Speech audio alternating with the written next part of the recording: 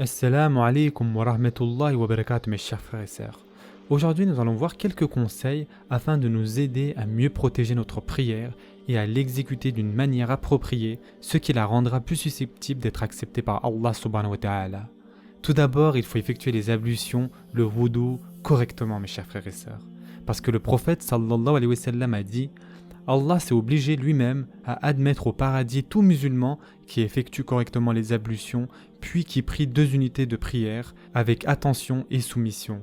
Ce hadith a été rapporté par Muslim. Ensuite, il faut sortir de nos maisons dans un état de pureté rituelle, parce que le prophète sallallahu alayhi wa sallam a dit « Celui qui sort de sa maison dans un état de pureté rituelle afin d'accomplir une prière obligatoire obtiendra la récompense d'un pèlerinage. » Ce hadith a été rapporté par Imam Ahmed. C'est pour cette raison qu'on doit être désireux d'accomplir la prière dès que son temps fixé est arrivé, parce que le prophète sallallahu alayhi wa sallam a dit « La meilleure des actions est l'accomplissement de la prière en son temps ». Ce hadith a été rapporté par Bukhari et Muslim. Il faut que nous soyons désireux de l'accomplir avec la congrégation, parce que le prophète sallallahu alayhi wa sallam a dit « Prier avec la congrégation est 27 fois mieux que de prier seul ». Ce hadith a été rapporté par Bukhari et Muslim. Il faut que nous soyons désireux d'arriver à la mosquée avant que l'imam ait prononcé le premier Allahu Akbar. Parce que le prophète sallallahu alayhi wa sallam a dit « Celui qui prie 40 jours en groupe pour Allah, en parvenant à assister au premier takbir Allahu Akbar avec l'imam, Allah lui accordera 2 garanties. La première contre l'enfer et la seconde contre l'hypocrisie. » Ce hadith a été rapporté par Imam Ahmed. Nous devons être désireux de marcher jusqu'à la mosquée parce que le prophète sallallahu alayhi wa sallam a dit « Annoncez la bonne nouvelle à ceux qui marchent jusqu'à la mosquée dans l'obscurité, qu'ils auront une lumière complète le jour de la résurrection. » Ce hadith a été rapporté par Abu Daoud et At-Tirmidhi. Nous devons aussi être attentifs à notre cœur lorsque nous accomplissons la prière. Nous devons attendre avec impatience la prière suivante à l'intérieur de la mosquée aussi souvent que nous le pouvons.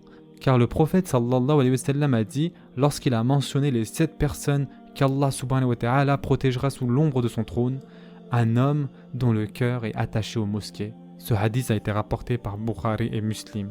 Nous devons aussi apprendre les règles de la prière et de la sunna du prophète sallallahu alayhi wa sallam. Et nous devons accomplir les prières surérogatoires régulières à la maison parce que le prophète sallallahu alayhi wa sallam a dit « La meilleure prière est celle qui est accomplie à la maison, sauf la prière obligatoire. » Ce hadith a été rapporté par At-Tabarani. Ainsi, nous devons nous méfier de rester éveillés jusqu'à tard dans la nuit parce que nous allons être susceptibles de manquer la prière de l'aube du Fajr. Nous devons nous méfier de trop manger, de boire et de trop rire parce que cela rend l'accomplissement de la prière plus pesante pour le cœur.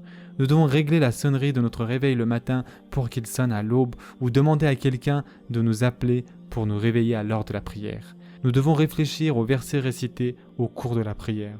Nous devons aussi penser à la gloire d'Allah subhanahu wa ta'ala avant de commencer la prière. Dites toujours les invocations et les évocations recommandées après la prière et ne quittez pas la mosquée avant de les avoir terminées. Ibn al-Qayyim radiallahu anhu a dit « Il y a 5 rangs de personnes par rapport à la prière. Le premier est le rang de celui qui transgresse contre lui-même en négligeant certaines parties des ablutions, lors des prières et certaines de ses conditions. Celui-ci sera puni. Le deuxième est le rang de celui qui prie à l'heure prescrite et qui respecte ses conditions, mais dont l'esprit est occupé à autre chose au cours de la prière. Celui-ci sera interrogé. Le troisième est le rang de celui qui prie à l'heure prescrite, qui respecte ses conditions ainsi que tous ses droits, mais qui lutte contre lui-même afin de ne pas devenir occupé à penser à autre chose. Il est donc dans un état de combat, de djihad pendant la prière. Celui-ci sera pardonné. En quatrième est le rang de celui dont le cœur est totalement absorbé par la prière au cours de son accomplissement. Sa principale préoccupation est de l'accomplir correctement et parfaitement. Il est dans un état de complète servitude à son Seigneur. Celui-ci sera récompensé. Le cinquième est le rang de celui qui fait comme le quatrième, mais qui, en plus de cela, met son cœur entre les mains de son Seigneur, est attentif à son Seigneur, le glorifiant et l'honorant, comme s'il pouvait voir son Seigneur. Son esprit est concentré sur la prière. Ce type de rang est beaucoup plus élevé que tout autre. Il est proche de son Seigneur et il aura le plaisir d'être proche de son Seigneur dans l'au-delà. Dans lequel de ces 5 rangs nous situons-nous, mes chers frères et sœurs?